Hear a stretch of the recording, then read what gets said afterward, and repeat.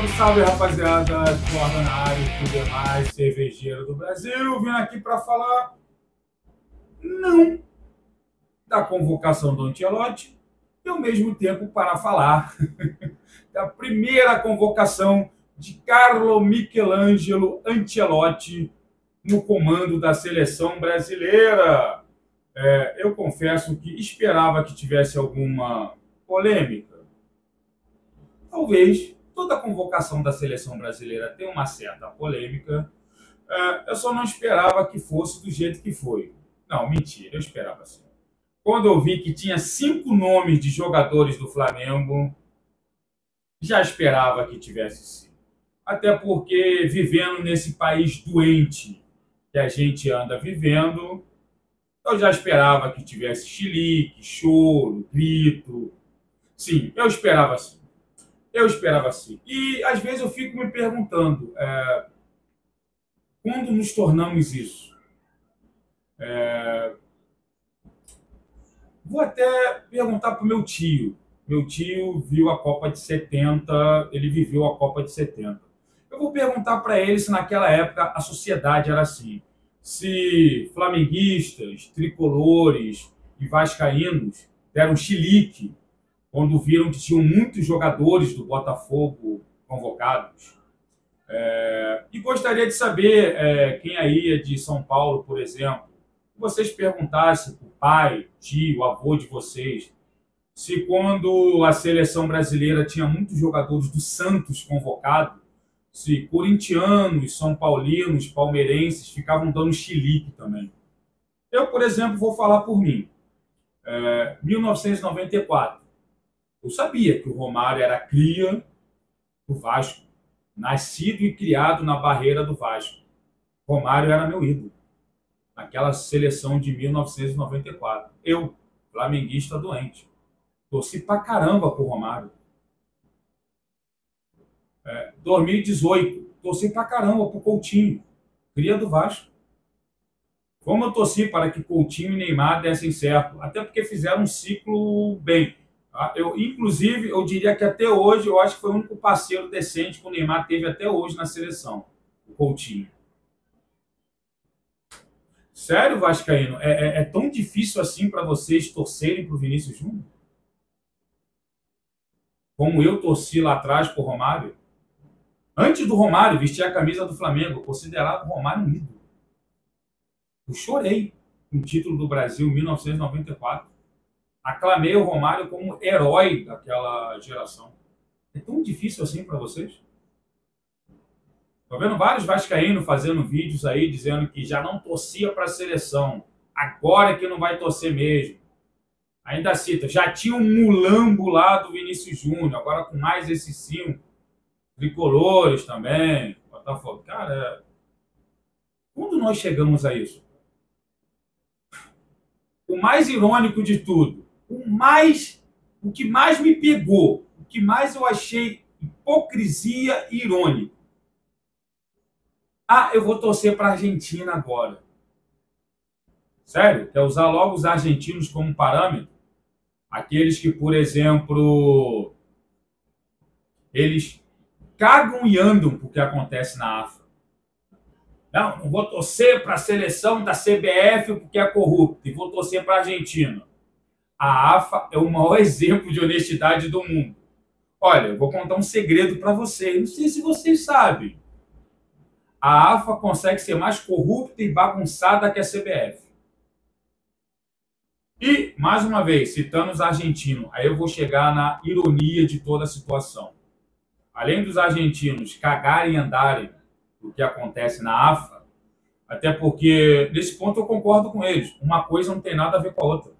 A paixão deles pelo país, pela seleção, não pode ser sobrepujada por meia dúzia de criminosos que estão comandando a seleção naquele momento. Isso eu concordo com eles. Minha paixão pela seleção não vai ser determinada pelo que João Avelange, Ricardo Teixeira, Caboclo, Edinaldo fazem no comando da CBF. Mas, retomando, além disso, os argentinos cagam e andam Se o jogador que está vestindo a camisa veio do Boca, veio do Estudiantes, veio do River, veio do News Old Boys, veio do Vélez. Os caras sabem que quando o jogador está vestindo a camisa da seleção, ele está representando a seleção, ele está representando o país. Ele não está representando o clube no qual ele joga ou no clube no qual ele foi formado. Durmam com um barulho desses, vira-latas. Durmam com um barulho desses. Mas veja bem, eu não estou aqui para cagar regra, não. Cada um é adulto, respeitando as leis, pagando seus boletos, faz o que quiser da sua vida. Quer torcer para a Argentina, o Paraguai, o meu pau, a minha bunda? Torça. Só não inventa desculpas. Ah, não vou torcer para essa seleção da CBF porque é corrupta. No seu clube não tem corrupção. No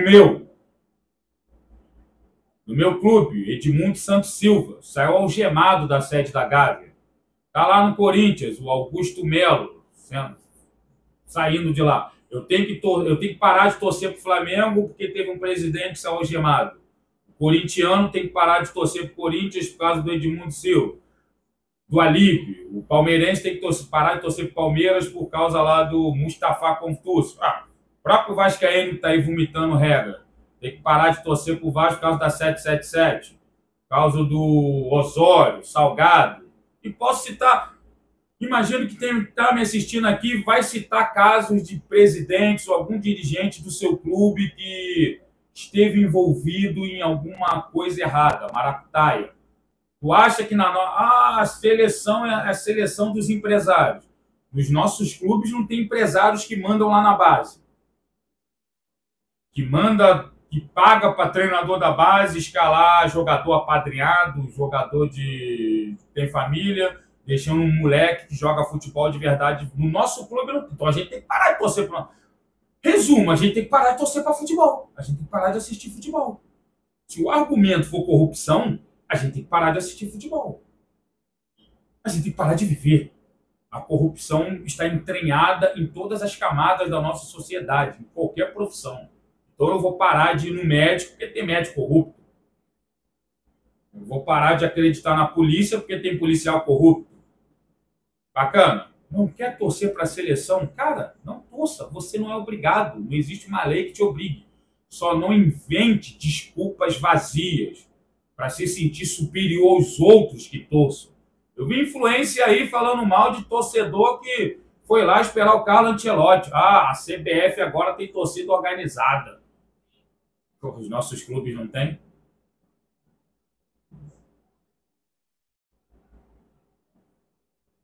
E depois a gente se sente com a moral de criticar adolescente que tem idolatria por diva pop. Porra, a gente tem idolatria por 22 machos dentro de campo correndo atrás de uma bola. A gente mata e morre por causa de futebol. Fala a gente no modo geral. Obviamente que você aí que está me assistindo, não faz esse tipo de coisa, eu tenho certeza. Mas a gente sabe que tem gente que faz esse tipo de coisa. Aí 2 meses atrás aí teve um cara de torcida organizada que tiraram a roupa dele no meio da rua e violentaram o cara com um cabo de vassoura, um ferro. Aí, sério mesmo, você quer falar na minha cara que não torce para a seleção brasileira por causa da corrupção da CBF, ignorando tudo o que acontece no futebol em geral. Como eu falei, não quer torcer? Não torça. Mas banque a sua escolha. Seja honesto, seja homem. Entendeu? Seja honesto. É igual o cara que é corno manso. O cara é feliz, ele banca a escolha dele. Ele sabe que tem 2, 3 caras macetando a mulher dele e não fica arrumando desculpa. Ele é feliz assim. Seja feliz. É isso aí, rapaziada. Eu acho ok a pessoa questionar certas convocações. Muitos flamenguistas estão questionando a convocação do Danilo. Eu questiono também. Agora, por exemplo, o Alexandre. Cara, o Alexandre tá jogando pra caramba. O que ele fez com o Estevão... Vendo Estevão e Alexandro em campo, parecia um moleque de 10 anos jogando futebol contra adultos de 30 anos. O Wesley vinha sendo convocado. Qual outro lateral direito poderia chamar? Alguns falaram no Dodô. A lateral esquerda, alguns falaram no Arana. O Arana não se machucou agora de novo? Poderia ir o Arana também. O Arana estava sendo convocado. O Wesley vinha sendo convocado.